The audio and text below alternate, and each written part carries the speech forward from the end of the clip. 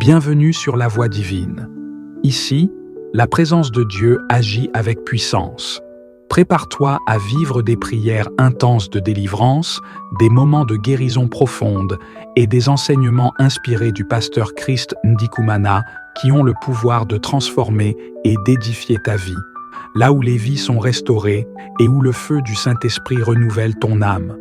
Tu as soif de changement, tu attends ton miracle, ou tu veux grandir dans la connaissance de la parole, tu es exactement au bon endroit. Alors ouvre grand ton cœur, installe-toi dans la paix du Seigneur et laisse Dieu te toucher au travers de cette prière puissante et de ses enseignements de vie. N'oublie pas de t'abonner à la Voie divine, activer la cloche de notification et partager ce moment pour bénir d'autres vies. Écoute la Voix divine qui te parle. Aujourd'hui peut être le jour de ta délivrance, de ta transformation et de ton édification. La prière est vraiment spéciale. C'est la prière qui attire la puissance de Dieu. Une personne qui prie peut faire beaucoup de choses qu'elle ne pourrait pas faire sans la prière. La prière vous donne la force que vous n'avez pas. Elle vous élèvera à un autre niveau. Si vous regardez attentivement la réponse de Jésus, il ne leur dit pas de prier comme bon leur semble. Je ne sais pas si vous l'avez déjà remarqué, mais il y a des gens qui disent que l'essentiel c'est de prier, peu importe ce que vous prononcez comme parole. Jésus leur a enseigné comment ils devaient prier. Au verset 2, c'est-à-dire Luc 11, verset 2, il leur dit « Quand vous priez, dites « Père ». Que ton nom soit sanctifié, que ton règne vienne. C'est la prière de notre Père, d'où le titre de notre enseignement. Cet enseignement est intitulé « La prière de notre Père ». J'aimerais vous dire que c'est une prière puissante, une prière pleine de révélations. C'est Jésus qui nous a enseigné cette prière. J'ai entendu des gens réciter cette prière telle qu'elle nous a été donnée et ils pensent que c'est ce que Jésus voulait qu'on fasse. Mais Jésus voulait plutôt nous donner un aperçu de ce que doit être notre prière. Avant de préparer cet enseignement, j'ai lu cette prière depuis le début jusqu'à la fin. J'ai chronométré. Cette prière n'a duré que 22 secondes. Mais cette prière pleine de révélations nous a été donnée pour nous enseigner comment nous devons prier. Jésus voulait nous enseigner beaucoup de choses. C'est pourquoi l'Esprit de Dieu nous révélera au fur et à mesure comment nous devons prier et nous aidera à comprendre cette prière. Dans ce même passage de Luc 11, si vous lisez les versets 2, 3, 4, c'est cette prière de notre Père qui continue. Mais j'aimerais vous inviter à lire dans Matthieu. Lui aussi parle de la prière de notre Père. Luc n'a pas tout dit, mais Matthieu nous donne tout ce qu'il faut. Luc ne dit pas que la volonté de Dieu soit accomplie sur la terre comme cela est au ciel, mais Matthieu a été clair là-dessus. Nous allons apprendre beaucoup de choses sur la prière de notre Père tout en nous basant sur la lettre de Matthieu. C'est dans Matthieu chapitre 6. Nous verrons en tout 6 étapes. La prière de notre Père comporte 6 étapes. Je vous invite à suivre avec moi chaque étape. Je vous assure qu'après cela, votre vie de prière ne sera plus jamais la même. Cela a complètement changé ma vie de prière et la vie de prière de plusieurs personnes. Si vous suivez attentivement cet enseignement, votre vie sera transformée. J'aimerais donc vous inviter à prévoir vos carnets, vos cahiers pour que vous puissiez noter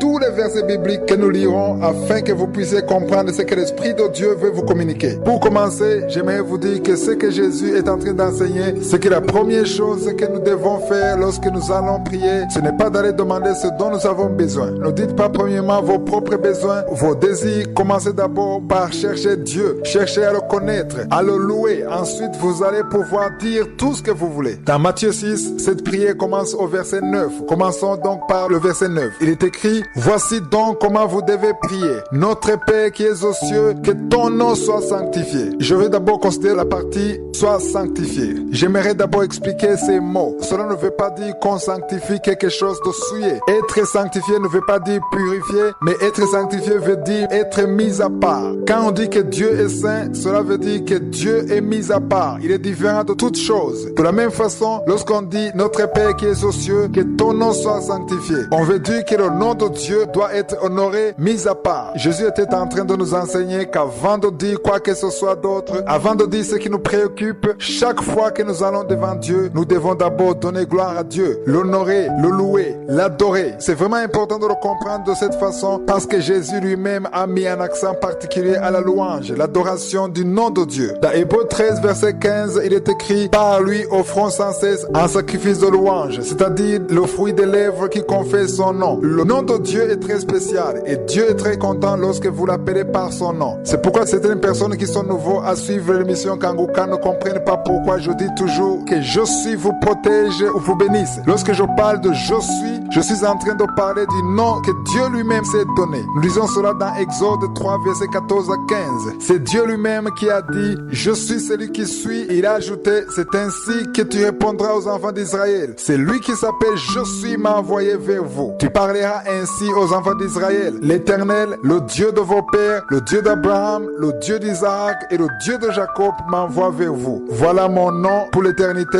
Voilà mon nom de génération en génération. Par ce passage, nous comprenons que lorsque je parle de « Je suis », je parle du nom que Dieu lui-même a donné. C'est lui qui s'est attribué le nom de « Je suis ». Je ne sais pas si vous l'avez déjà remarqué, lorsque vous marchez dans la rue et que vous appelez une personne sans pour autant préciser son nom, la personne pourrait ne pas vous répondre car elle n'est pas sûre que ce soit elle que vous êtes en train d'appeler. Mais lorsque vous appelez par son nom, cela montre que vous connaissez cette personne. Lorsque vous appelez Dieu par son nom, que ce soit El Shaddai, Je suis, Shalom, le Dieu d'Abraham, d'Isaac, de Jacob, ce sont les noms que Dieu veut entendre de votre bouche. Vous devez commencer par cela. C'est ce qui montre que vous connaissez le Dieu que vous appelez. J'aimerais vous dire que lorsque vous commencez à appeler Dieu par son nom, vous avez déjà établi une connexion. Si vous traversez une rue pleine de sans-abri, des enfants de la rue, et que l'un d'eux vous appelle par votre prénom, vous ne serez pas indifférent. Vous allez d'abord vous arrêter tout en essayant de comprendre comment la personne connaît votre nom. Mais si la personne prononce un autre nom qui n'est pas le vôtre,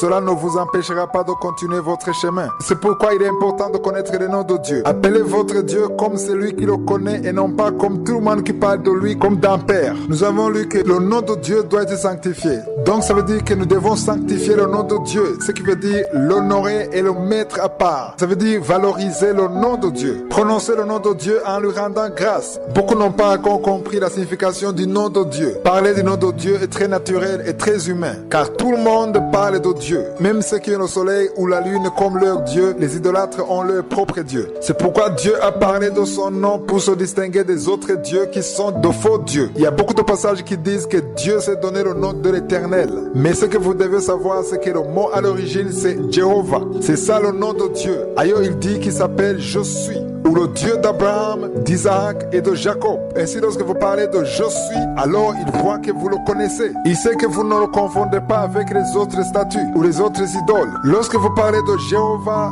c'est le Dieu qui a créé le ciel et la terre. Il y a également d'autres noms de Dieu qui se trouvent dans la Bible, que différents hommes de Dieu ont donné à Dieu. Il y a El Shaddai, il y a Elohim, Jireh, Nissi. Tous ces hommes de Dieu construisaient des hôtels à Dieu et lui donnaient un nom. Il y a beaucoup de personnes qui m'ont écrit pour me demander les noms de Dieu. À tous ceux qui veulent connaître les noms de Dieu, vous pouvez aller sur mon site www.chrisnikumana.org. Voyez où se trouvent les noms de Dieu. Vous y trouverez 20 noms. Cette liste de noms m'a beaucoup aidé lorsque j'ai compris pour la première fois la force et la puissance de la louange et de l'adoration. Je passais alors beaucoup de temps dans la présence de Dieu à parler des noms de Dieu, à l'adorer en citant son nom. J'aimerais vous dire que concernant la prière de notre Père, le verset 9 seulement peut vous prendre même 1 heure à adorer Dieu en parlant de ses noms. Cela veut dire que lorsque vous parlez du nom de Dieu, par exemple, Shama, le Dieu qui est présent, il vous est alors facile de le louer en tant que Dieu présent. Il est présent dans toutes les situations, dans toutes les circonstances, partout où vous êtes. Lorsque vous louez Dieu en parlant du nom de El Shaddai, alors vous le rappelez combien il est le Dieu tout-puissant. Vous commencez alors à le louer en parlant de ce qu'il a déjà fait, pour les miracles qu'il a déjà accomplis. Vous y passerez même une nuit rien qu'en parlant de ses œuvres. Il est important de parler de tout ce qu'il a fait dans votre vie, de tout ce qu'il a déjà fait dans la Bible. Jésus était en train de nous enseigner que nous n'avons pas besoin d'aller devant Dieu pour parler uniquement de nos problèmes. C'est vrai, il y a un moment pour cela, c'est-à-dire un moment où nous parlons de nos problèmes. Mais nous devons d'abord louer Dieu pour ce qu'il est. C'est pourquoi je vous ai parlé de Hébreux 13, verset 15, où on parle des fruits des lèvres qui confessent son nom. Nous sommes toujours sur la première étape. Je vous ai déjà dit que cette prière de notre Père comporte en tout 6 étapes. Nous devons louer Dieu en parlant de son nom. Vous qui êtes en train de m'écouter, chaque fois que vous irez devant Dieu, commencez toujours par parler de sa grandeur, de sa bonté. Mettez à part son nom. Dites-lui combien c'est un Dieu tout-puissant, un Dieu omniscient. Rendez-lui grâce pour ce qu'il a créé. Il n'y a rien qui fasse autant plaisir à Dieu que lorsque vous parlez de sa création, lorsque vous rendez grâce pour le soleil, la lune, les étoiles, les personnes qu'il a créées. C'est comme cela que vous serez en train d'attirer son attention. Vous serez très différent de ceux qui vont devant Dieu pour pleurer, pour se lamenter, pour parler de leurs problèmes seulement sans rendre grâce. Vous pouvez parler de vos problèmes, Mais ne commencez pas par parler de vos problèmes, mais commencez par louer Dieu pour ce qu'il a déjà fait et après parler de vos problèmes. Dites-lui qu'il est Elion, le Dieu qui est au-dessus de toutes choses. Dites-lui qu'il est Adonai, le Dieu qui fait tout ce qu'il veut, comme il veut. Personne ne peut le contredire. Dites-lui qu'il est Jéhovah Jireh, le Dieu qui pourvoit. Dites-lui qu'il est Rohi, notre berger. Même si vous ne connaissez pas ses noms par cœur, vous pouvez prier en parlant de lui comme vous le connaissez. L'essentiel n'est pas de prier en citant tous ses noms. L'essentiel, c'est de savoir comment vous voyez Dieu. Lorsque vous parlez de Dieu comme un berger, même si vous ne parlez pas de Rohi, il voit que vous le considérez en tant que berger. Ce qui touche au cœur de Dieu, c'est que vous l'appelez du nom qui s'est lui-même donné. Lorsque vous parlez de Je suis, c'est un nom que lui-même a dit à Moïse. C'est dans Exode chapitre 3 versets 14 à 15. Dieu a également dit à Moïse qu'il est le Dieu d'Abraham, d'Isaac et de Jacob. Quand on parle du nom de Dieu, il y a beaucoup de révélations, beaucoup de paroles que vous pouvez dire pour louer Dieu, notamment pour sa création, pour sa puissance. Vous pouvez lui dire qu'il est Shama, le Dieu présent, partout en Afrique, en Asie, etc. Ce sont des mots qui montrent une personne qui sait ce qu'elle fait. Car Dieu ne veut pas entendre seulement vos problèmes, il veut aussi voir à quel point vous le connaissez. Il y a une certaine connexion qui est nécessaire entre vous lorsque vous commencez à prier. C'est le premier point. Le deuxième point, c'est le verset 10. Matthieu 6, verset 10. Il est écrit que ton règne vienne, que ta volonté soit faite sur la terre comme au ciel. Le verset 10 comporte deux parties. Je vais d'abord parler de la première partie. Que ton règne vienne. Aujourd'hui, j'aimerais qu'on comprenne ce que Jésus a voulu dire quand il a dit cela. Souvent, Jésus disait que le royaume de Dieu est proche ou encore que le royaume de Dieu est parmi vous. Quand on parle de règne, nécessairement, il doit y avoir un roi. Vous savez que quand je parle à ceux qui veulent être sauvés, je demande d'accepter Jésus-Christ comme leur Seigneur et leur Sauveur. Cela veut dire que Jésus vient pour être le Seigneur de leur vie. Le Seigneur est celui qui dirige votre vie. Jésus voulait dire que si vous êtes en train de prier, la deuxième chose que vous devez faire, après avoir mis à part le nom de Dieu, après l'avoir loué et honoré, vous devez appeler le règne de Dieu dans votre vie. Voici la question que j'aimerais vous poser. Est-ce que Dieu est assis sur le trône dans votre vie? Lorsque vous priez avant de faire quoi que ce soit d'autre, avant d'aller sur un autre sujet, rappelez-vous que Dieu veut avoir la place d'un Seigneur dans votre vie. Cette partie va avec le premier point de la devise de Kangoka qui est d'accepter la volonté de Dieu même si elle est différente de la nôtre. Cela veut dire que lorsque vous acceptez le règne de Dieu, vous acceptez que Dieu règne dans votre vie,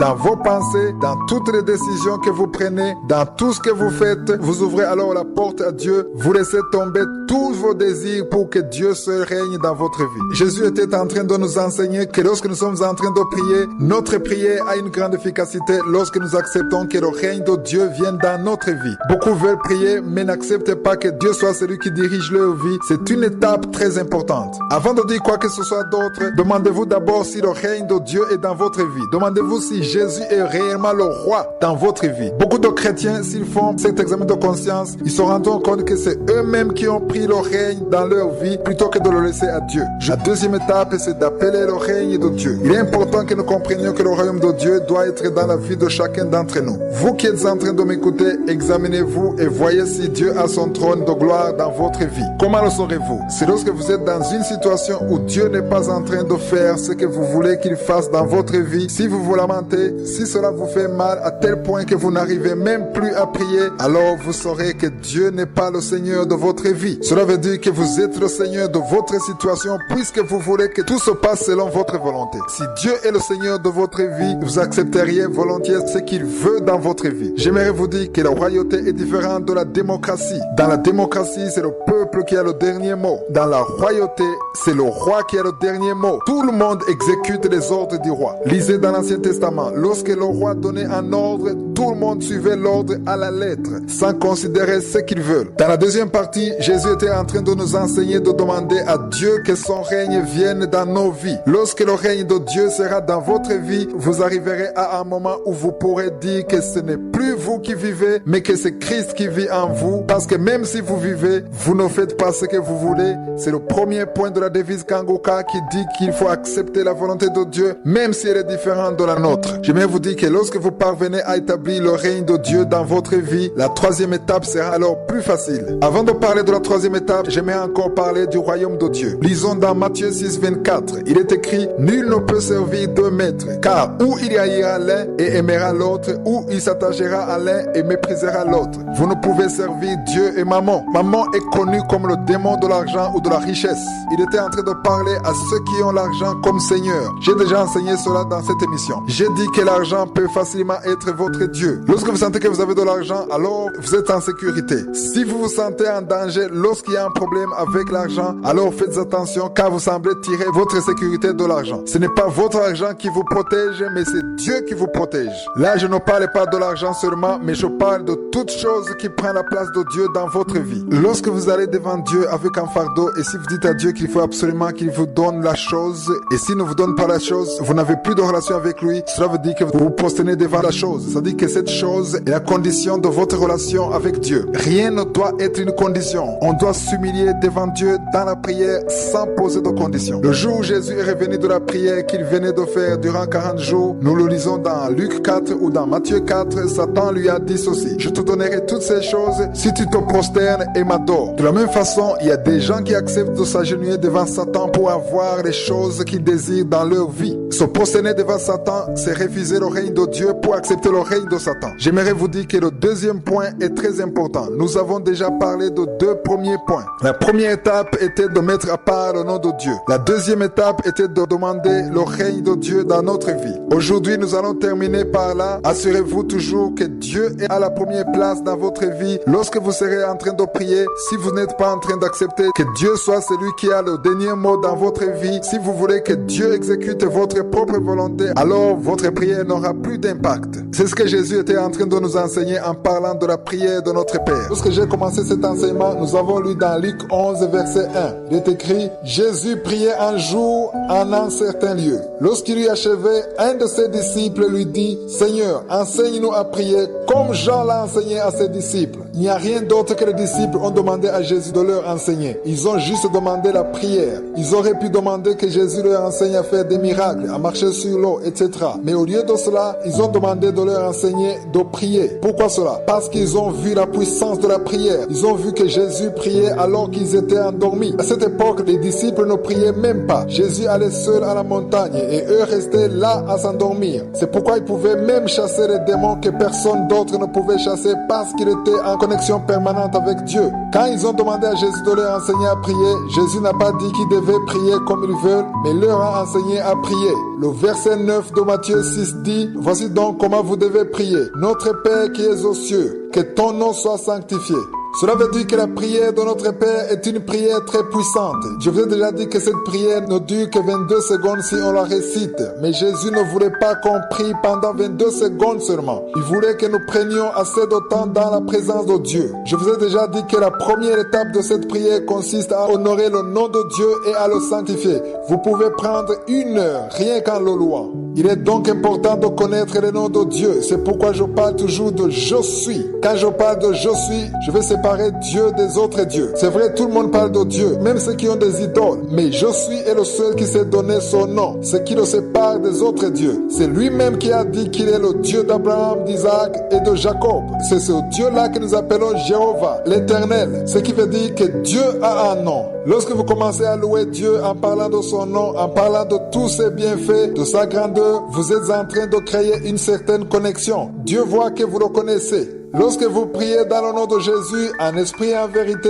en parlant des noms de Dieu, cela montre que vous connaissez le Dieu que vous priez et cela a un impact considérable sur votre prière, plutôt que de prier sans savoir le Dieu dont vous êtes en train de parler. C'est toujours mieux de connaître le Dieu à qui vous adressez vos prières.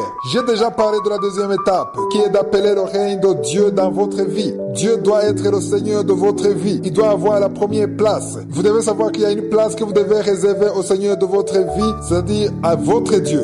Dieu est celui qui doit diriger votre vie. Cela implique que lorsque vous priez, vous pouvez demander tout ce que vous voulez, mais le dernier mot revient à Dieu et à Dieu seul.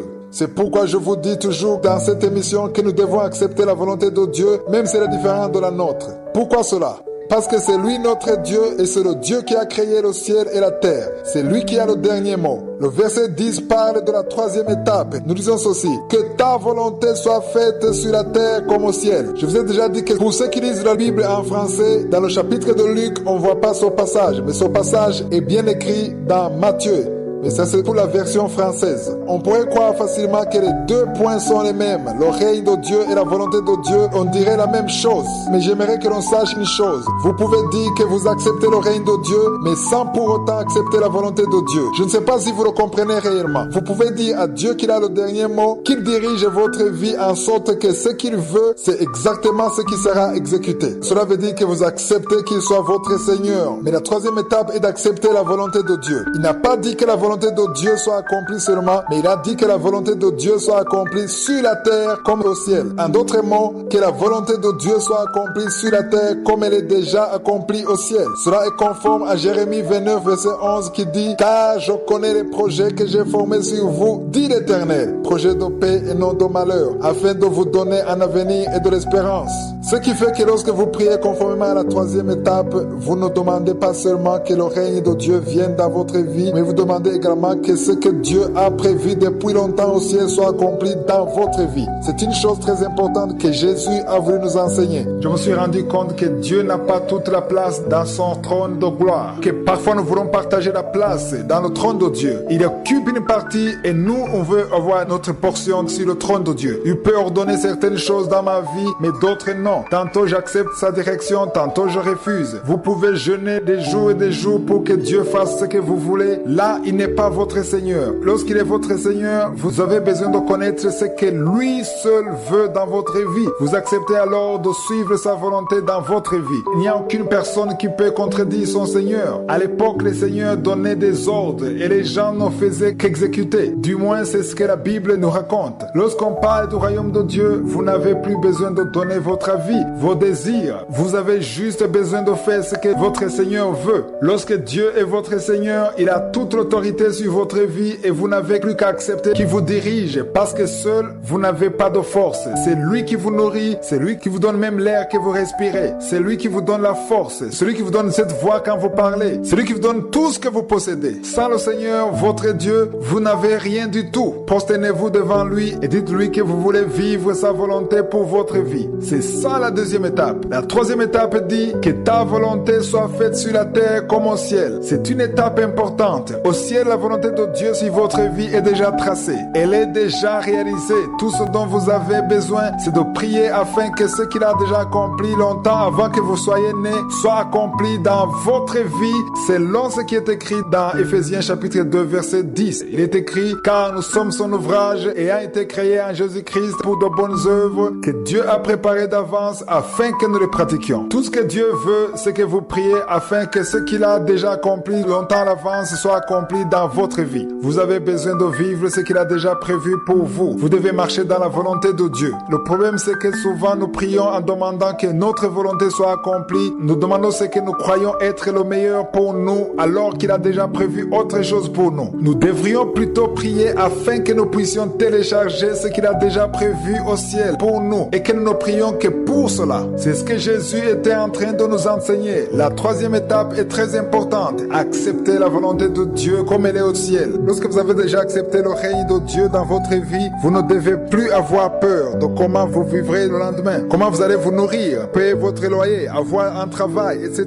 Vous ne devez plus avoir de l'inquiétude, avoir des soucis à cause de la vie de tous les jours. Lorsque vous avez accepté que Dieu soit le Seigneur de votre vie. Lisons dans Matthieu 6, verset 31 à 32. Il est écrit « Ne vous inquiétez donc point et ne dites pas que mangerions-nous, que boirons-nous, de quoi serons-nous vêtus ?» Jésus dit que vous ne pouvez pas vous poser ce genre de questions lorsque Dieu est le Seigneur de votre vie. C'est pourquoi la deuxième étape dit que ton règne vienne. Lorsque le règne de Dieu vient dans votre vie, alors vous n'avez plus aucune raison d'avoir peur. Vous n'avez plus de raison de vous demander ce que vous mangerez, de quoi serez-vous vêtus, comment vous payerez votre loyer. Vous n'avez aucune raison d'avoir peur puisque Dieu est votre Seigneur. Le verset 32 dit « Car toutes ces choses, ce sont les païens qui les recherchent. Votre Père Céleste sait que vous en avez besoin. » Comprenez-moi bien, je ne suis pas en train de dire que vous ne devez pas chercher, mais ce que Jésus nous a interdit, c'est d'avoir de l'inquiétude. Dit que rien ne va, que vous ne voyez plus comment sera votre avenir, que vous n'avez plus d'espoir. Un enfant de Dieu ne doit pas dire qu'il n'a pas d'espoir. Avoir des soucis, s'inquiéter, tout cela, la parole de Dieu dit que ce sont les païens qui le font. Une personne qui a déjà accepté Dieu comme son Seigneur, qui a déjà accepté le règne de Dieu dans sa vie, cette personne sait que Dieu est au courant de tout ce dont elle a besoin. Il y a des fois, nous allons devant Dieu comme s'il ne savait rien de notre vie. Nous allons devant Dieu pour l'informer des choses qui nous arrivent, comme s'il serait étonné et chercherait quoi faire pour nous en sortir.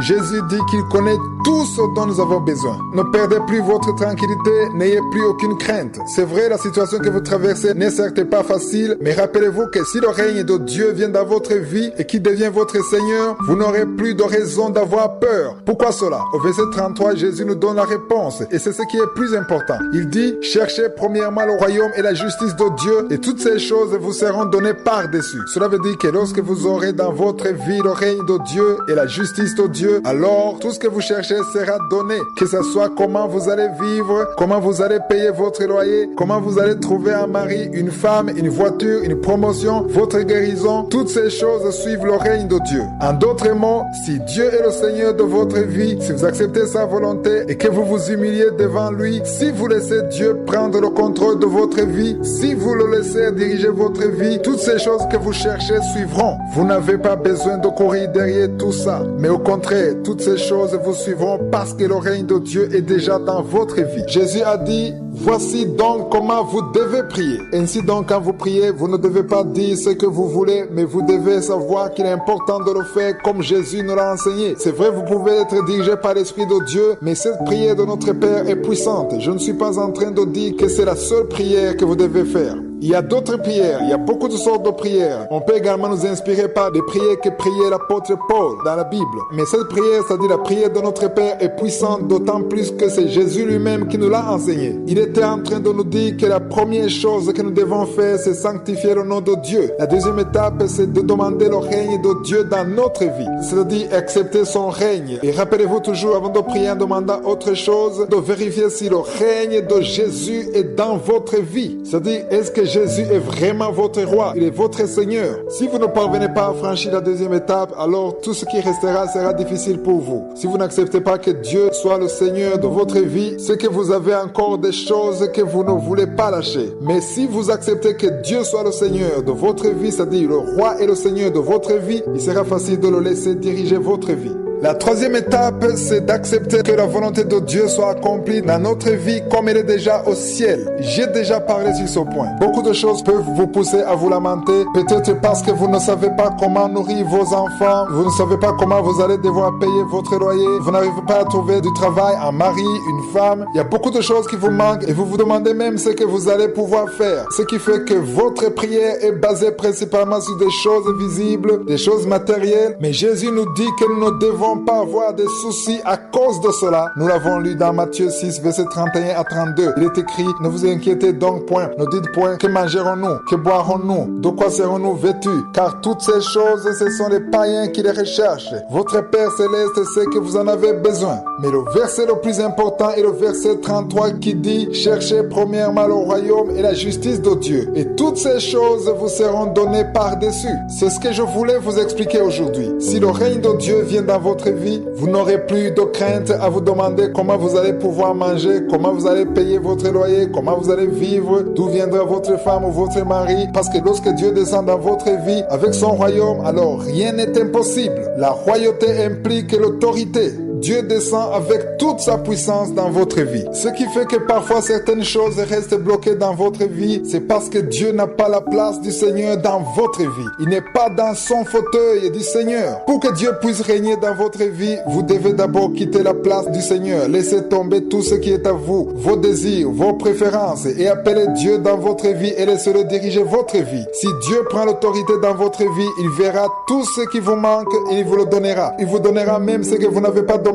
parce qu'il sait ce qu'il a prévu pour vous avant que vous veniez au monde. Le plus important sur ce verset, c'est qu'il dit, cherchez premièrement le royaume de Dieu. Il commence par chercher premièrement. Donc on cherche premièrement le royaume de Dieu. Il n'a pas dit chercher seulement le royaume de Dieu, mais il a dit premièrement. Cela veut dire que deuxièmement, vous pouvez alors chercher autre chose. Vous pouvez chercher à vous marier, à avoir du travail, à avoir des enfants. Vous pouvez chercher comment vivre, mais premièrement, cherchez le royaume de Dieu. Si vous obtenez le royaume de Dieu dans votre vie, tout ce qui reste vous suivra. Le problème que nous rencontrons souvent, c'est que nous faisons l'inverse. Nous faisons le contraire. Nous commençons par chercher les choses de la vie quotidienne. Ensuite, nous cherchons Dieu. Dieu ne veut pas être notre numéro 2 ou 3 ou 4, mais il veut être le numéro 1. Si vous faites de lui votre numéro 1, alors il pourra agir dans votre vie en tant que je suis, le Dieu Tout-Puissant qui a créé le ciel et la terre. Lorsque vous préparez votre journée, vous vous servez de l'autorité que Dieu vous a donnée. Chaque jour a ses propres difficultés et ses propres bénédictions. Il y a beaucoup de choses que Satan prépare pour vous déstabiliser. Il y a beaucoup de choses que les satanistes et les sorciers préparent contre vous.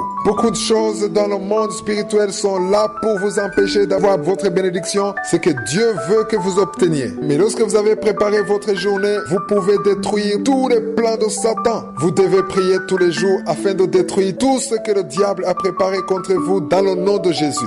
Il y a une certaine provision que Dieu a préparée pour vous et vous avez besoin de beaucoup de choses. Pour pouvoir quitter votre maison, vous avez besoin de la protection divine. Que ce soit pour vous-même ou pour les gens autour de vous, vous avez besoin que Dieu vous donne la force nécessaire pour travailler. Vous avez besoin de rencontrer les bonnes personnes, les personnes que Dieu a préparées pour qu'elles soient sur votre chemin. Vous avez besoin des anges de Dieu qui vous protègent partout où vous allez. Il y a beaucoup de choses que Dieu a préparées rien que pour vous permettre de passer votre journée selon son plan. Lorsque vous priez, tout ce que Dieu a préparé pour vous se met en place et ce que Satan a préparé contre vous ne peut plus être réalisé. C'est pourquoi Jésus a dit que lorsque nous prions, nous devons demander notre pain quotidien. Vous devez prier ainsi et ne perdez pas votre énergie, votre force à vous demander comment sera votre lendemain, comment vous allez pouvoir payer vos dettes, comment vous allez pouvoir régler vos problèmes, d'où viendra le mari ou la femme de votre vie. Ne vous souciez plus de votre lendemain, mais concentrez-vous sur aujourd'hui. Et s'il y a un problème qui peut arriver dans une année ou 2 ans, priez pour cela aujourd'hui et croyez que vous avez obtenu la réponse, la solution. Écrivez quelque part ce jour et croyez que Dieu vous a répondu favorablement selon sa volonté. La parole de Dieu dit que si nous demandons des choses qui sont conformes à sa volonté, alors nous obtenons ce que nous avons demandé. Le problème que nous rencontrons souvent, c'est que nous prions pendant 2 semaines, 3 semaines, et si rien n'est fait, nous répétons la même chose, ce qui fait que nous demandons toujours la même chose encore et encore, comme si nous parlons à un Dieu sourd. Frères et sœurs, notre Dieu entend. Il n'est pas une idole, ce n'est pas une statue, mais Dieu nous entend. C'est lui-même qui a créé l'oreille. Il est tout puissant et tout est possible avec lui. Lorsque vous parlez à Dieu, vous parlez à un Père. C'est pourquoi Jésus nous dit à la première étape de prier en disant « Notre Père qui est aux cieux ».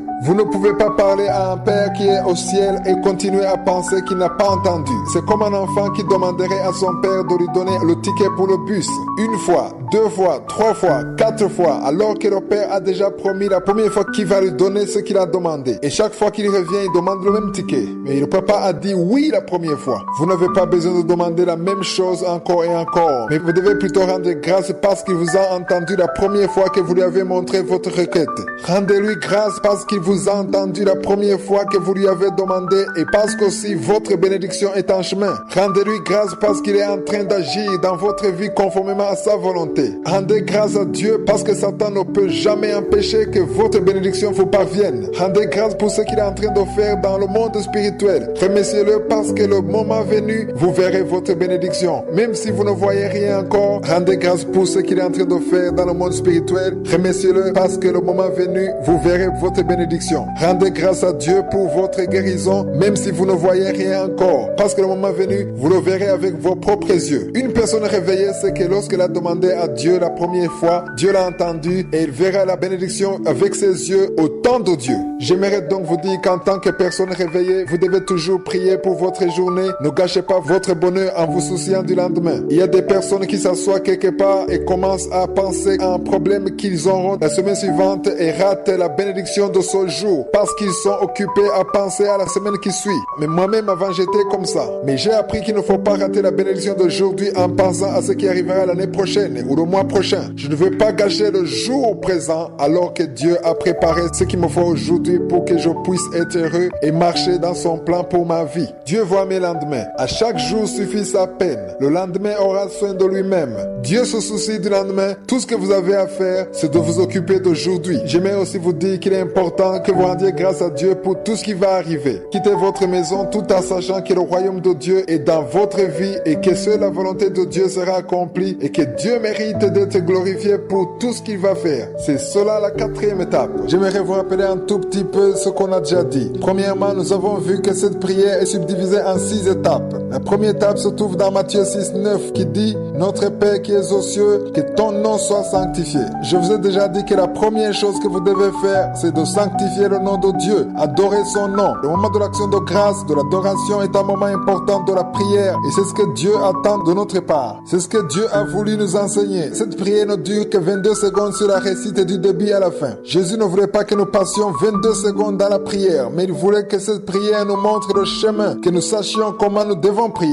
Premièrement, il s'agit de sanctifier le nom de Dieu. Parlez de sa grandeur, de ce que Dieu a déjà fait dans votre vie. Rendez grâce pour tout ce qu'il a déjà fait. Parlez de sa puissance. Dites-lui qu'il est Je suis, le Dieu d'Abraham, d'Isaac et de Jacob. Dites-lui qu'il est El Shaddai, le Dieu tout-puissant. Même si vous ne connaissez pas le nom de Dieu, parlez de sa grandeur, de comment vous le voyez. Votre prière sera efficace. Deuxièmement, le verset 10 dit « Que ton règne vienne ». La deuxième chose à faire après avoir honoré et glorifié Dieu, vous devez appeler le règne de Dieu dans votre vie. J'ai longuement parlé sur le règne de Dieu. Je ne vais pas y revenir. Dieu a besoin d'être le Seigneur dans votre vie. Il doit être celui qui a le contrôle de votre vie, qui dirige votre vie. Il doit avoir le dernier mot. J'ai déjà expliqué que souvent, beaucoup de personnes sont leurs propres seigneurs. Ils ne dépendent pas de Dieu. Ils veulent juste que leur volonté soit accomplie. Ils ne pensent pas à la parole de Dieu. Ils ne donnent aucune place à la volonté de Dieu.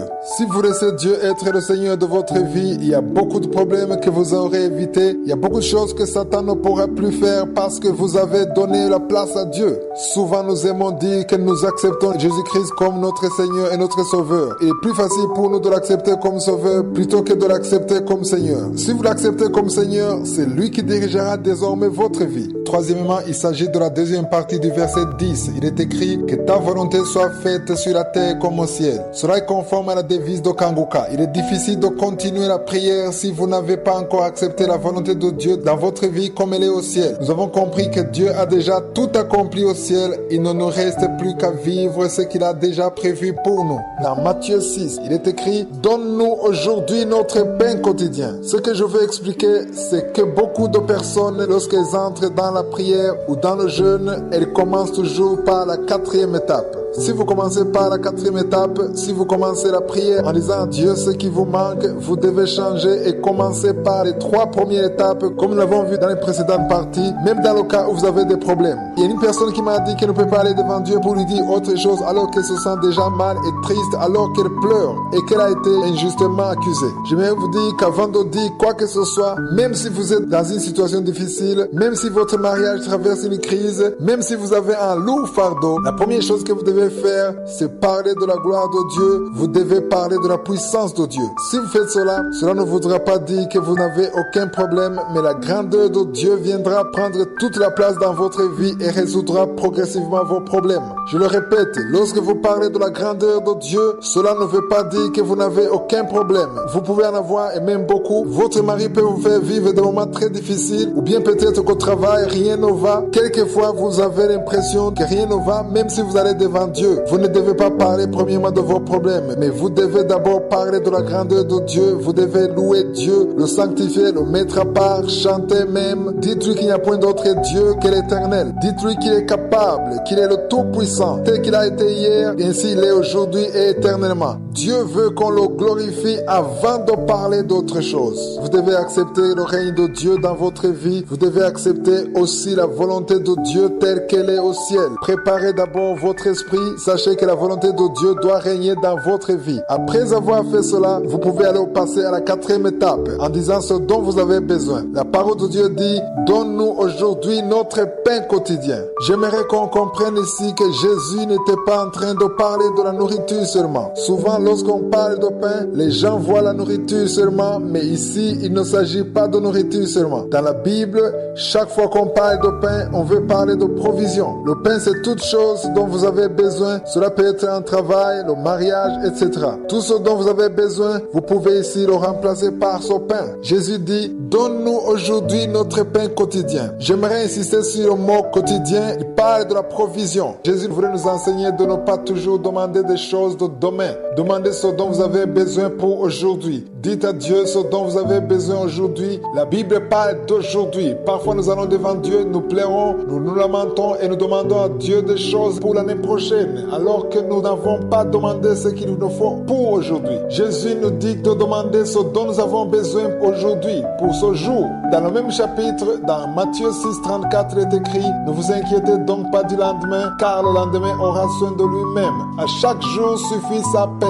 Chaque jour a ses propres soucis. Ne considérez pas les problèmes de demain, mais considérez les problèmes d'aujourd'hui. La question que l'on peut se poser ici est de savoir si on doit parler des problèmes d'aujourd'hui seulement et s'abstenir de parler de ceux du lendemain. S'il y a une personne qui veut se marier, avoir un enfant, voyager, doit-elle ne pas en parler? La réponse est non. Nous pouvons prier et demander toutes choses. Il n'est pas exclu de prier pour l'avenir. Seulement nous devons bien comprendre ce que Jésus voulait dire en parlant de pain quotidien. Demain, il peut y avoir des problèmes comme aujourd'hui il y en a. J'aimerais que tout le monde le comprenne. Si je vous dis toujours qu'il faut sortir de la maison après avoir préparé votre journée, ouvrez les portes de Dieu et fermez toutes les portes de Satan. Sachez toujours que chaque jour a ses propres bénédictions et ses propres soucis. Jésus est en train de nous dire qu'il ne doit pas avoir de soucis à propos du lendemain parce que les problèmes de demain ne nous regardent pas. Je ne sais pas si vous l'avez déjà remarqué, mais la prière de notre Père nous enseigne de prier pour aujourd'hui. C'est pourquoi je vous dis toujours qu'il ne faut jamais sortir de vos maisons sans avoir prié. Une personne réveillée prie toujours avant de sortir. En priant, vous priez toujours pour le jour qui vous attend. Jésus dit qu'il ne faut pas nous inquiéter,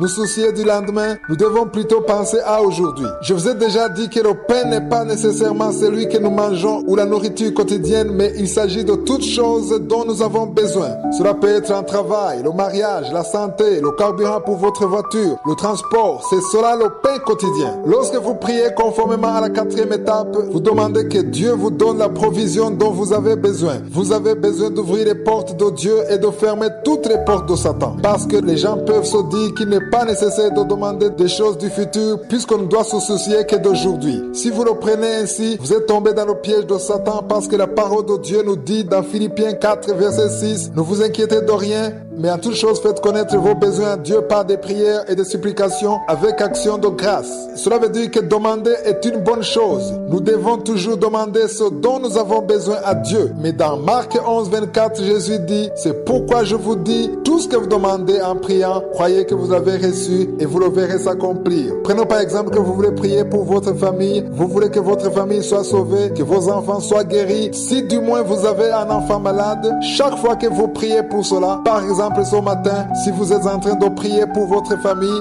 si vous croyez en Dieu et que vous avez suivi toutes les étapes que nous avons énumérées depuis le début de cet enseignement, si vous vous conformez à la volonté de Dieu selon la 3e étape, lorsque vous priez pour votre fardeau, la parole de Dieu dit dans Marc 11, 24 qu'aujourd'hui même vous avez obtenu la solution à votre problème. Si vous croyez en Dieu et en sa parole, alors Dieu vous a répondu. C'est comme une femme qui a conçu, ce n'est qu'après 9 mois qu'elle verra l'enfant. Aujourd'hui, Dieu vous donne ce que vous lui avez demandé, mais vous le verrez le moment venu. Les autres jours, vous n'aurez plus du tout à demander la même chose. Vous rendrez plutôt grâce à Dieu. Les personnes réveillées, lorsqu'elles prient pour un fardeau, le même jour, elles notent la date et rendent grâce à Dieu parce qu'il les a déjà exaucés selon sa volonté.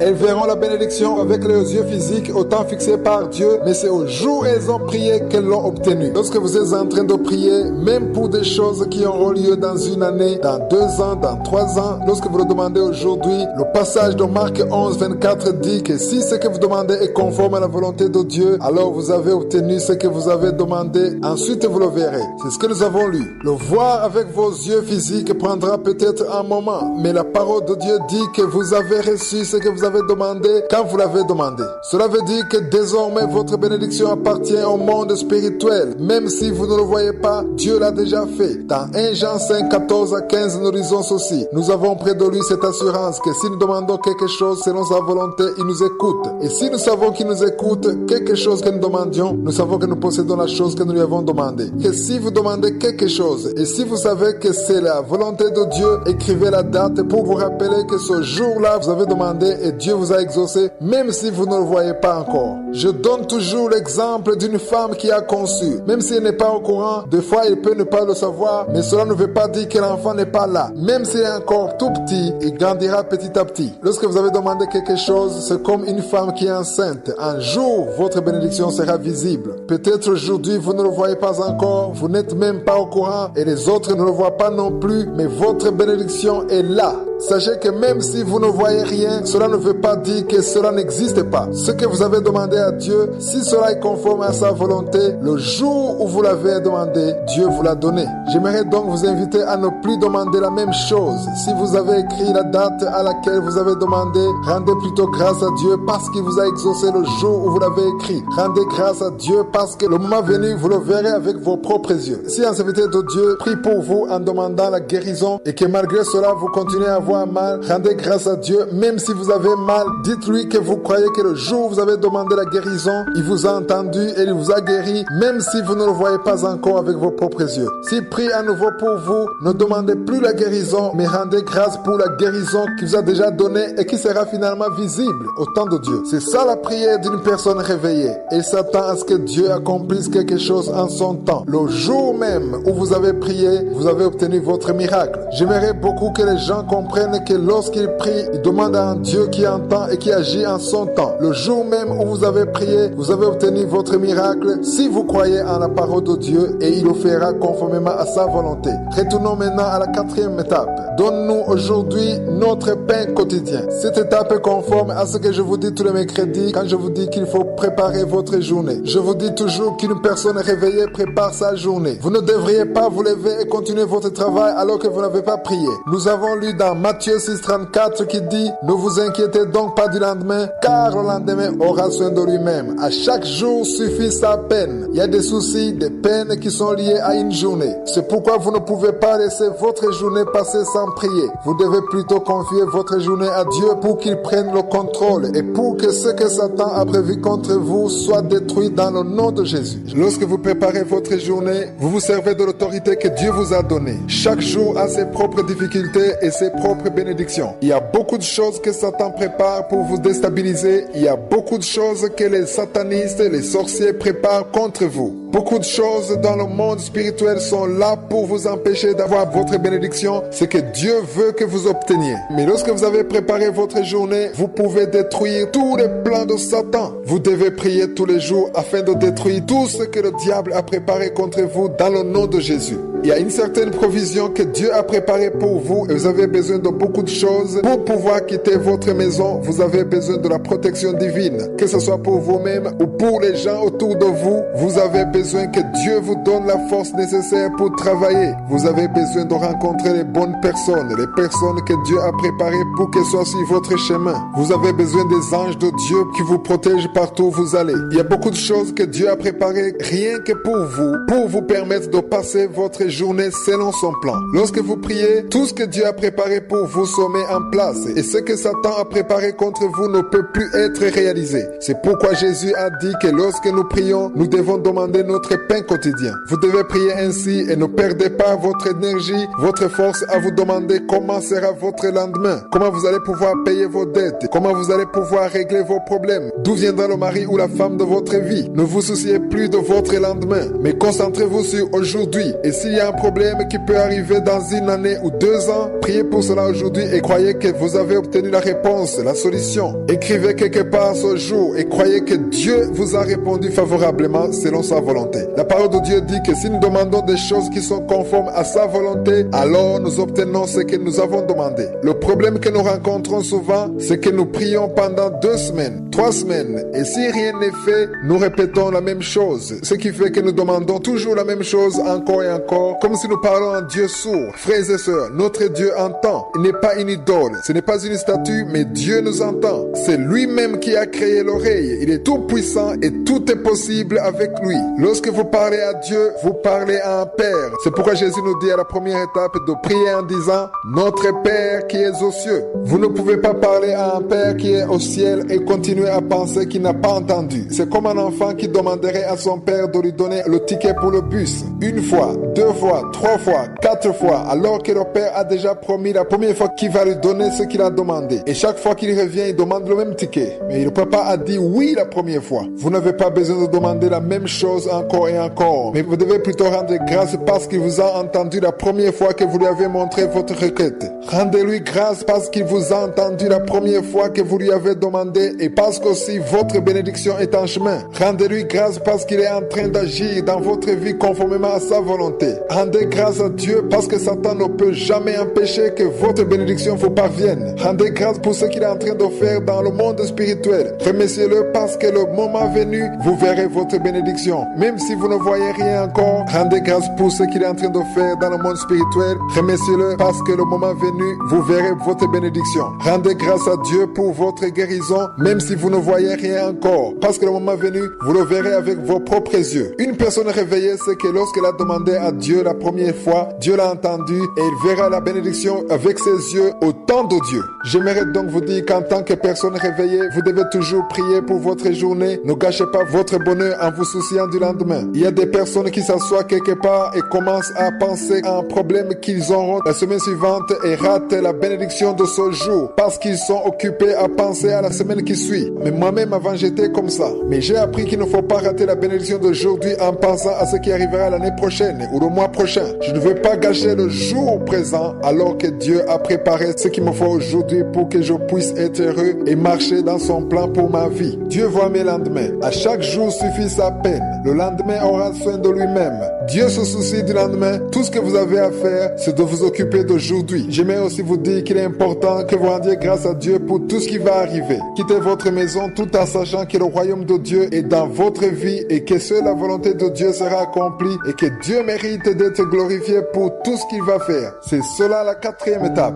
Dans la première étape, il s'agit d'adorer, de louer Dieu, de mettre à part le nom de Dieu, c'est-à-dire de sanctifier son nom, car il est écrit « Notre Père qui es aux cieux, que ton nom soit sanctifié ». Parlez de la grandeur de Dieu, de ses bienfaits, dites-lui qu'il est Jéhovah Jireh, le Dieu qui pourvoit. Lorsque vous parlez de la gloire de Dieu, c'est un excellent moyen de commencer la prière. Je l'ai déjà expliqué et je le répète, une personne réveillée ne va pas devant Dieu en commençant par parler de ses problèmes. Elle parle premièrement de la gloire de Dieu, de la puissance de Dieu. Elle commence à rendre grâce. Une personne m'a demandé un jour comment est-ce qu'on peut rendre grâce alors qu'on connaît des moments difficiles dans la vie et surtout qu'on ne va pas bien. C'est vrai, vous n'allez pas bien du tout. C'est vrai, vous avez des problèmes, mais rappelez-vous toujours qu'il y a des choses que Dieu a déjà faites dans votre vie. Rendez grâce à Dieu pour ce qu'il a déjà fait, pour tout ce qu'il a déjà fait dans votre vie. Ensuite, vous pourrez parler de vos problèmes. La deuxième étape est celle où il faut demander le règne de Dieu dans votre vie. Il est écrit que ton règne vienne. Vous ne pouvez pas continuer la prière à moins d'avoir accepté le règne de Dieu dans votre vie. Vous devez lui donner la place qu'il mérite,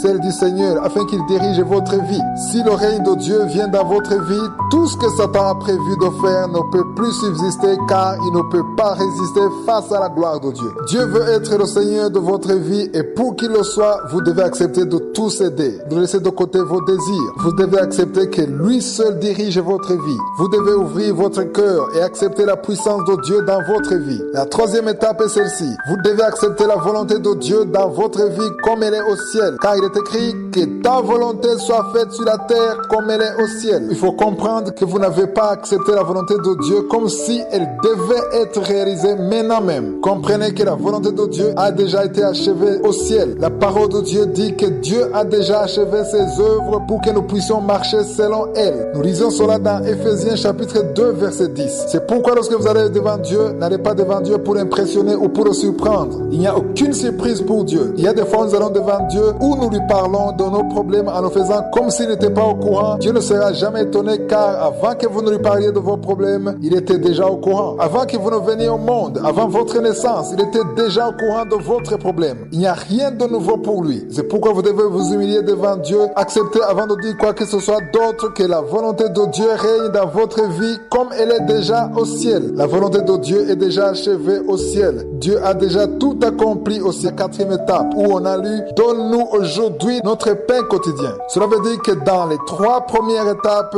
vous considérez les intérêts de Dieu, tandis que les 3 derniers sont pour vos propres intérêts. J'ai déjà expliqué que lorsqu'on parle du pain, ce n'est pas nécessairement de la nourriture, mais il s'agit de tout ce dont vous pouvez avoir besoin dans la vie de tous les jours, et cela concerne aujourd'hui. J'ai déjà dit que lorsque vous demandez quelque chose, il faut croire que vous l'avez obtenu le jour même. Ensuite, vous le verrez le moment venu. Vous n'avez pas besoin de demander encore et encore, mais vous devez rendre grâce à Dieu pour vous avoir donné tout ce que vous lui avez demandé. Il est donc important que lorsque vous demandez quelque chose à Dieu, vous notiez la date afin que vous lui rappeliez toujours que Dieu vous a répondu. Il est donc important que lorsque vous demandez quelque chose à Dieu, vous notiez la date afin que vous lui rappeliez toujours qu'il vous a déjà répondu, même s'il peut ne pas vous donner exactement ce que vous avez demandé. L'essentiel, c'est qu'il vous réponde parce que vous avez prié avec foi. Si vous comprenez cette parole, alors votre prière sera une prière très puissante. On trouve la 5e étape dans Matthieu chapitre 6 verset 12. Il est écrit: pardonne-nous nos offenses comme nous aussi nous pardonnons à ceux qui nous ont offensés. Il se pourrait qu'il y ait quelqu'un qui vous a fait du mal et que vous n'arrivez pas à pardonner. Le pardon est une chose très difficile. C'est un autre sujet à part. Il est très difficile de pardonner, surtout lorsque l'autre personne vous a causé du tort injustement. Comment savoir si vous avez pardonné à celui qui vous a fait du mal? Lorsque vous n'avez pas encore pardonné à une personne, vous voulez toujours savoir qu'il n'y aurait pas un malheur qui lui est arrivé.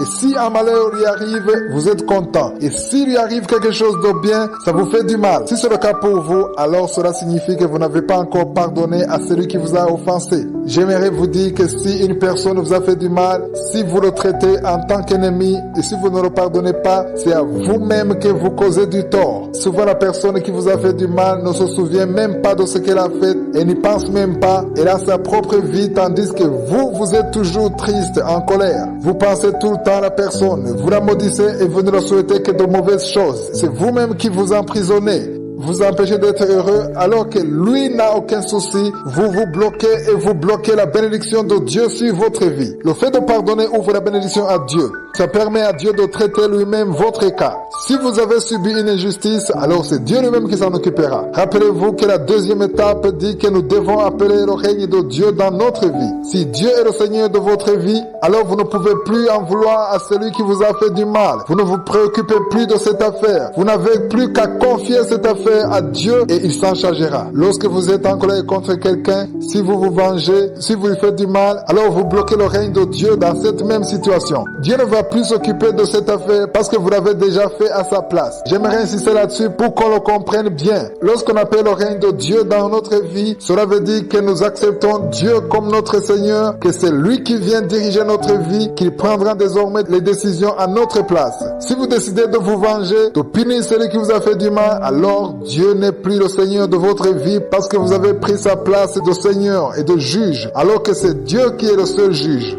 S'il y a quelqu'un qui vous a fait du mal, confiez-vous en Dieu et continuez votre vie. Dieu est celui qui sait ce qu'il faut faire. Laissez Dieu se charger de cette affaire. C'est lui seul qui occupe le fauteuil du juge. Dans la prière, Jésus a dit: pardonne-nous nos offenses comme nous aussi nous pardonnons à ceux qui nous ont offensés. Les versets 14 et 15 disent: si vous pardonnez aux hommes leurs offenses, votre Père céleste vous pardonnera aussi. Mais si vous ne pardonnez pas aux hommes, votre Père ne vous pardonnera pas non plus vos offenses. Cela veut dire qu'il y a des choses qui restent attachées à vous parce que vous n'arrivez pas à pardonner. Si vous voulez que Dieu vous pardonne, alors pardonnez à votre prochain. Pardonner ouvre les portes. Pardonner amène la puissance de Dieu, la présence de Dieu dans votre vie. Beaucoup de personnes n'ont pas encore compris le secret du pardon. Beaucoup de personnes disent qu'ils ne peuvent pas pardonner parce que la personne en question leur a fait du mal. Même s'ils ne peuvent rien faire pour se venger, au fond, ils lui souhaitent le malheur. Ils veulent toujours entendre de mauvaises nouvelles sur cette personne. Ça peut être quelqu'un qui vous a fait du mal, quelqu'un qui vous a blessé, volé, violé, fait du mal à votre famille. Je le sais, ce n'est pas facile pour vous et je sais aussi que c'est facile à dire plutôt qu'à faire. Moi, en tant qu'enseignant, je vous dis ce que la parole de Dieu nous dit de faire. Nous devons pardonner pour que Dieu nous pardonne et exauce nos prières. Le pardon pousse Dieu à se soucier de nos prières. La deuxième chose que j'aimerais expliquer, lisons d'abord dans Romains 12, verset 19. C'est un rapport avec la vengeance. Quelqu'un qui vous a fait du mal et vous voulez à votre tour vous venger. Il est écrit: ne vous vengez pas vous-même, bien-aimés, mais laissez agir la colère, car il est écrit: à moi la vengeance, à moi la rétribution, dit le Seigneur. C'est écrit dans Romains 12, verset 19, dans le Nouveau Testament. Beaucoup de personnes n'aiment pas qu'on parle de la colère de Dieu. Certains pensent que cela concerne l'Ancien Testament, mais le passage que nous sommes en train de lire se trouve dans le Nouveau Testament. Il est écrit « Laissez agir la colère », car il est écrit « À moi la vengeance, à moi la rétribution,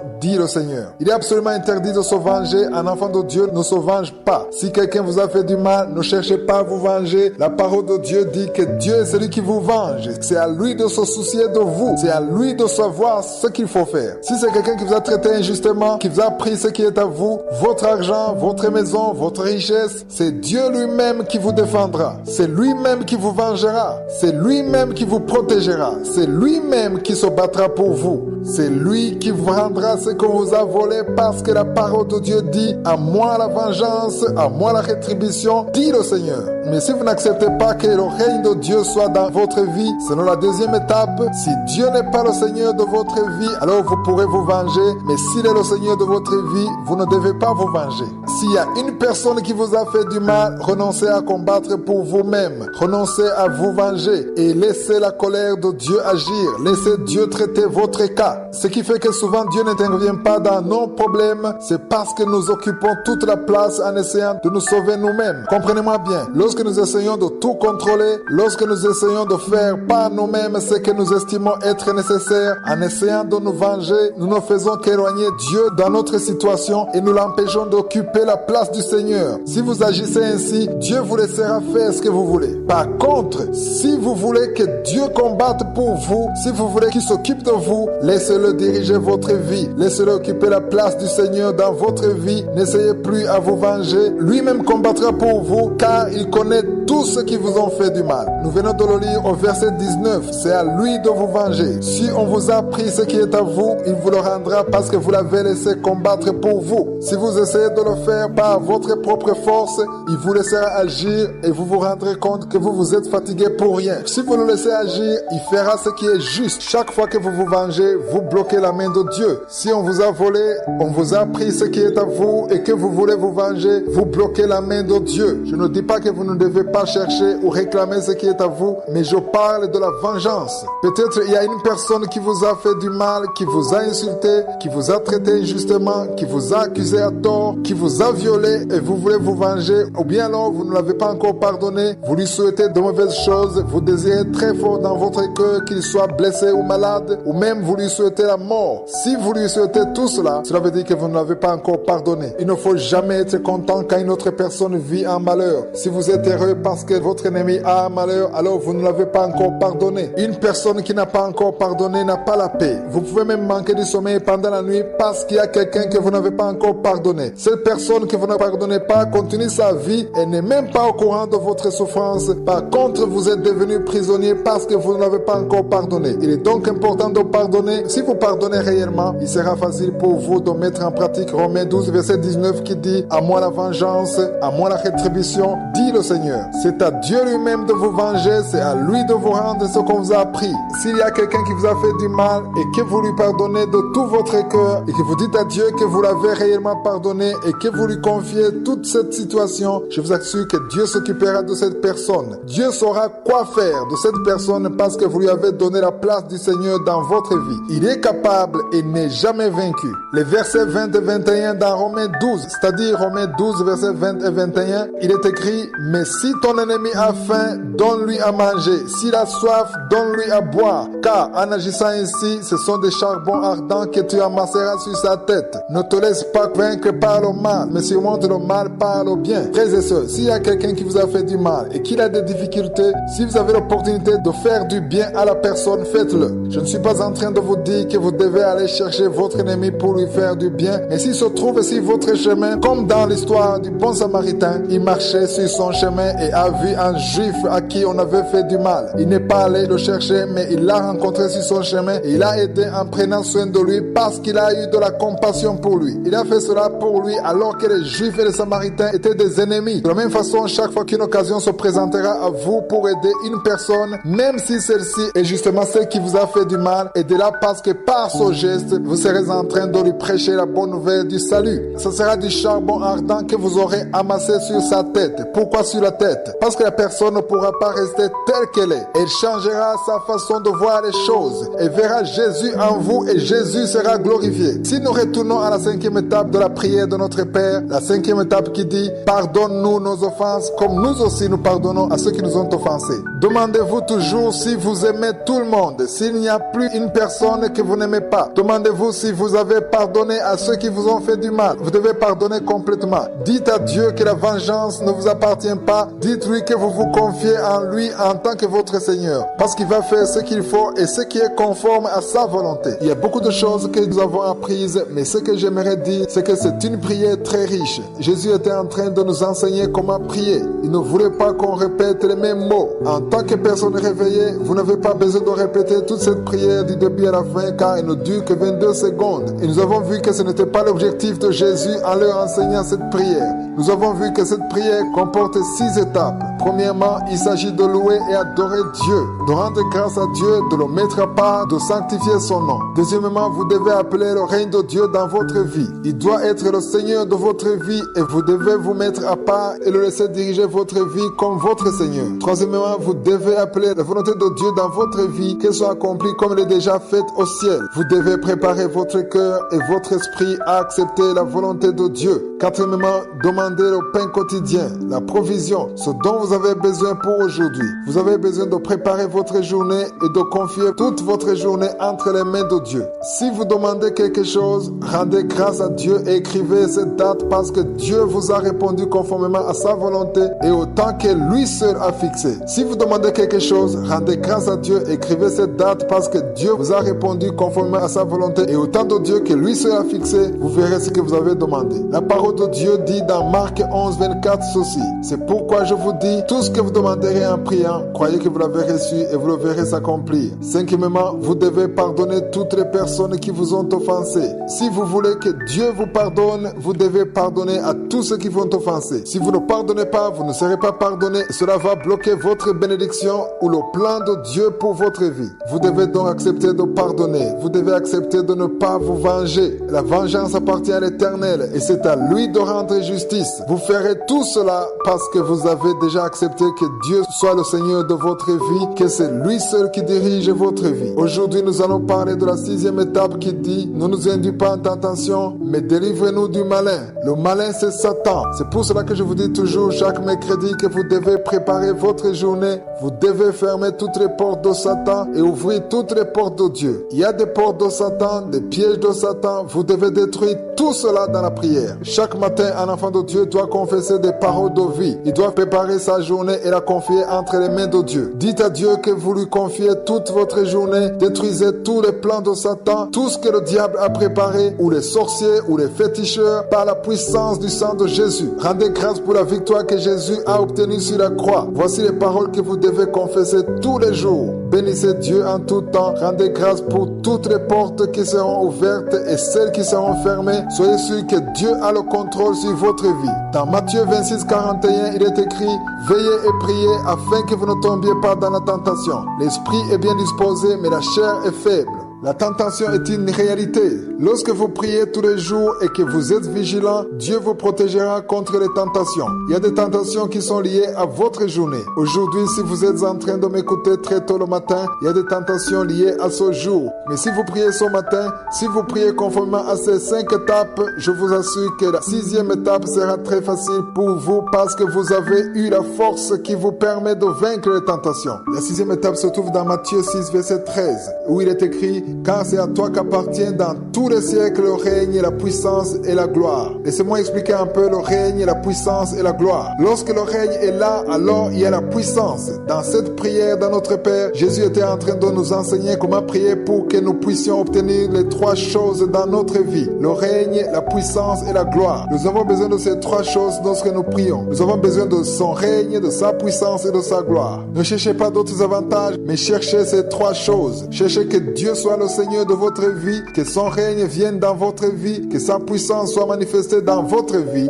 et que sa gloire se manifeste également. Pour que tout cela soit possible, vous devez suivre toutes ces 6 étapes. C'est là que vous verrez dans votre vie le règne, la puissance et la gloire de Dieu. Que je suis vous protège. J'espère que vous avez appris beaucoup de choses. Que Dieu bénisse tous ceux qui ont pu prendre note. Réalisez vos notes, votre vie de prière en sera transformée. Passez un excellent week-end. Nous continuons la semaine prochaine avec un autre enseignement si je suis le veux.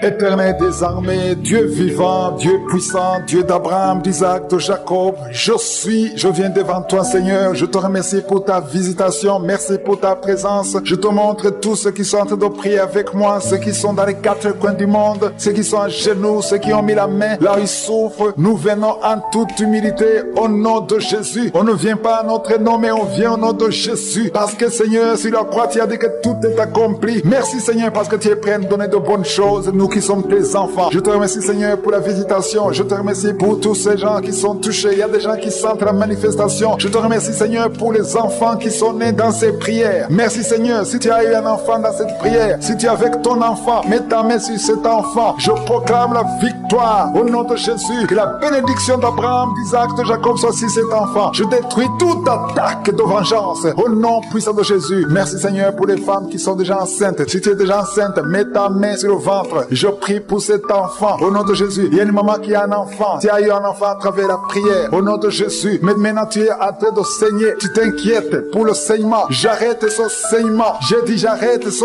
saignement au nom puissant de Jésus. Merci Seigneur. Merci, merci, merci pour la délivrance. Il y a des jeunes filles et des jeunes hommes qui sont en train d'être délivrés de l'esprit de pornographie et de masturbation. Merci Seigneur pour la délivrance au nom de Jésus. Je brise cet esprit d'impudicité. Esprit d'impudicité, libère les enfants de Dieu au nom de Jésus. Fuis, tu ne peux pas résister devant le nom de Jésus. Merci Seigneur, merci pour cette fille qui est en train de prier pour le mariage. Le Seigneur crée le chemin. Ça fait des semaines que tu pries pour le mariage. Le Seigneur ouvre la porte au nom de Jésus. Tout ce qui était bloqué est débloqué au nom puissant de Jésus. Il y a 2 personnes qui sont tombées par terre depuis que j'ai commencé à prier au nom de Jésus. Que ces esprits vous libèrent. Je m'adresse à ces esprits au nom de Jésus. Libérez les enfants de Dieu. Alléluia. Merci Seigneur. Merci pour la délivrance. Au nom de Jésus, ton corps c'est le temple de Dieu. Ces démons n'ont pas le droit de rester dans son corps. Au nom de Jésus, il y a quelqu'un qui est en train de bailler. Même pendant le témoignage, tu baillais tout le temps. Le Seigneur est en train de te délivrer. Il y a des liens qui sont en train d'être brisés. Toi qui es en train de rôter, le Seigneur te délivre au nom de Jésus. Merci Seigneur. Je te montre toutes les femmes dans les 4 coins du monde qui sont en train de prier pour un enfant. Tu es un Dieu généreux qui donne de bonnes choses. Au nom de Jésus, que ta volonté soit faite comme elle est au ciel. Que tout ce qui bloque l'enfantement au nom de Jésus, la conception, je détruis ces esprits au nom de Jésus. Merci Seigneur, merci pour cette femme qui vient de passer 13 ans dans le mariage sans enfant, qui va concevoir. Commence à remercier Dieu si c'est toi. Toi qui viens de passer 7 ans, il y a 2 couples qui viennent de passer 7 ans. Le Seigneur ouvre le chemin. Toi qui viens de passer 22 ans, il y a une femme qui vient de passer 22 ans de mariage. Au nom de Jésus, si c'est toi, ouvre la bouche et remercie le Seigneur pour la victoire. Parce que bientôt tu vas concevoir au nom de Jésus. Il y a une femme qui a des jumeaux dans le ventre. Un des 2 enfants est menacé. Mets ta main sur le ventre. Au nom de Jésus, l'esprit de mort, au nom de Jésus, je t'ordonne de libérer cet enfant. Esprit de fausse couche, ces 2 enfants vont naître. Au nom de Jésus, il y a une femme qui souffre de la sécheresse vaginale. Au nom de Jésus, merci Seigneur pour la guérison. Et tu es guéri. Ouvre la bouche et remercie le Seigneur. Toi qui pries pour le dos et la foi, mets ta main là où tu souffres et commence à remercier le Seigneur. Il y a la délivrance au nom de Jésus. Merci Seigneur, merci Yahweh, merci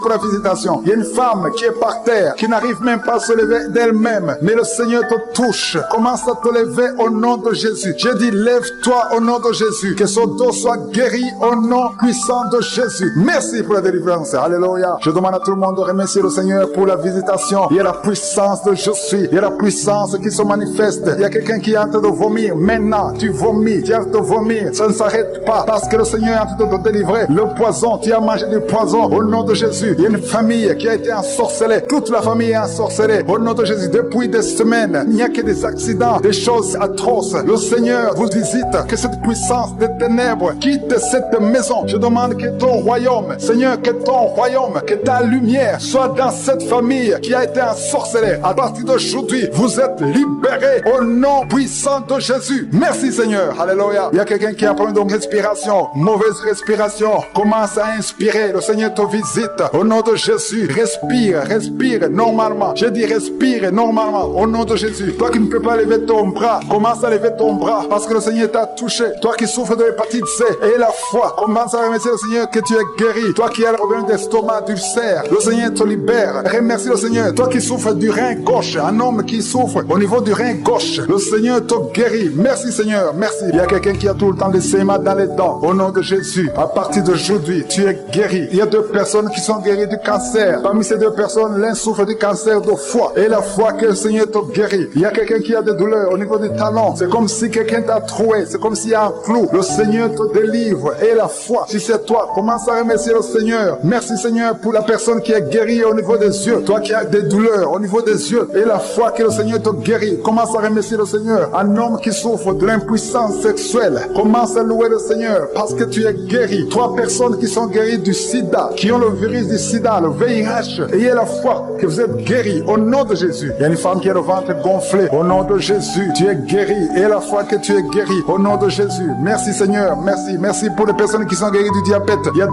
femmes qui souffrent du diabète et un homme qui souffre du diabète. Si vous souffrez du diabète, ayez la foi que vous êtes guéri. Merci Seigneur. Je ne peux pas citer toutes les maladies, mais si vous avez la foi, ouvrez la bouche. Commencez à remercier le Seigneur. Même toi qui souffres du cœur, qui as toujours des crises cardiaques, à partir d'aujourd'hui, tu es guéri au nom de Jésus. Merci Seigneur pour les miracles. Je te remercie Seigneur. Je ne peux pas citer toutes les maladies. À toi seul la gloire, la puissance et l'honneur. C'est dans le nom de Jésus Seigneur que nous avons prié. Amen.